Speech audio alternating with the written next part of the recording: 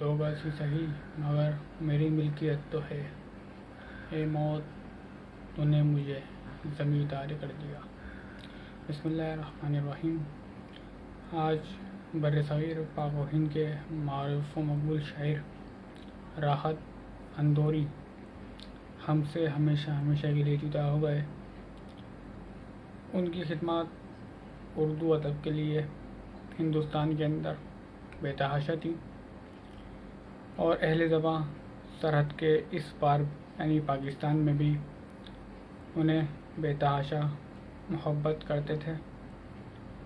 ان کی وفات کی خبر ملتے ہی اہل ادب کے اندر ایک غم کی لہر جڑ گئی، جس کا اظہار انہوں نے سوشل میڈیا پر کیا۔ راحت اندوری ان شاعروں میں سے تھے جنہوں نے بھارت کے ظالمانہ اقدام، شریعت بل کے خلاف مظاہروں کے اندر اپنی ادبی ہنر سے بھارتی سرکار کو للکارا اور ان کو سرعام مجمع کے اندر چیلنج کرتے ہوئے ان کی بیکار اور ان کی نام نہاد شان و شوکت اور جاہ و جلال کا پوسٹ مارٹم کیا۔ آج کی اس ہم ویڈیو میں ان کی زندگی کے بارے میں ایک مختصر ترین سا جائزہ لیں گے، اور اس کم وقت کے اندر اس عظیم شاعر جسے سرحد کے دونوں پار پسند کیا جاتا تھا اور اردو ادب کے لیے ان کی خدمات ہمیشہ یاد رکھی جائیں گی، ان کی زندگی کا ایک مختصر سا جائزہ لیں گے۔ جو دنیا میں سنائی دے ارے واہ واہ واہ اسے کہتے ہیں خاموشی، سر پھر سے عطا کیجئے، کیا کہنا کہہ رہے ہیں؟ جو آنکھوں میں دکھائی دے اسے طوفان کہتے ہیں، اسے طوفان کہتے ہیں۔ یہی لکھنؤ راحت اندوری 1 جنوری سن 1950 کے اندر بھارتی شہر اندور میں پیدا ہوئے۔ آپ کے والد گرامی کا نام جناب رافعت اللہ قریشی تھا، جو کہ ایک ٹیکسٹائل ملازم تھے۔ آپ نے ابتدائی تعلیم اندور شہر سے ہی حاصل کی، اور آپ نے اسلامیہ کالج سے سن 1973 کے اندر گریجویٹ بیچلر مکمل کیا۔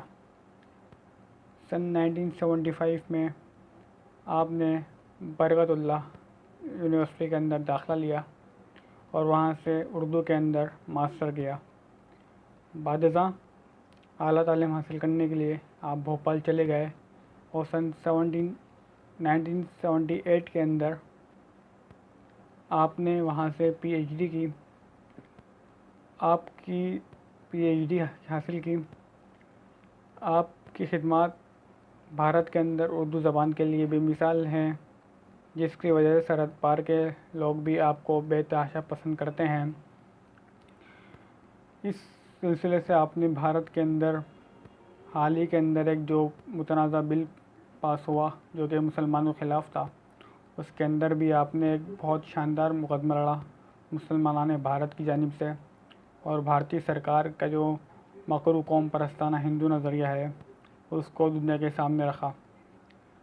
ساتھ ہی آپ نے دیو ایلیا یونیورسٹی کے اندر ایک پروفیسر کی حیثیت سے بھی کام کیا۔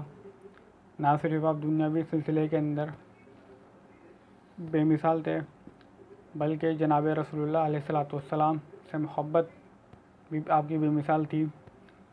آپ کے ایک نعتیہ شعر عموماً زبان زد عام ہے کہ زمزم و کوثر تسنیم نہیں لکھ سکتے، یہ قلم آپ کی صلی اللہ علیہ وسلم تعظیم نہیں لکھ سکتے۔ یہ ستارہ برصغیر پاک و ہند کا 11 اگست 2020 کو ہمیشہ ہمیشہ کے لیے اللہ عز و جل جو کہ خالق حقیقی ہیں ان سے جا ملا۔ اللہ عز و جل سے دعا ہے کہ آپ کی قبر کو کشادہ کرے اور آپ کی مغفرت فرمائے۔ جب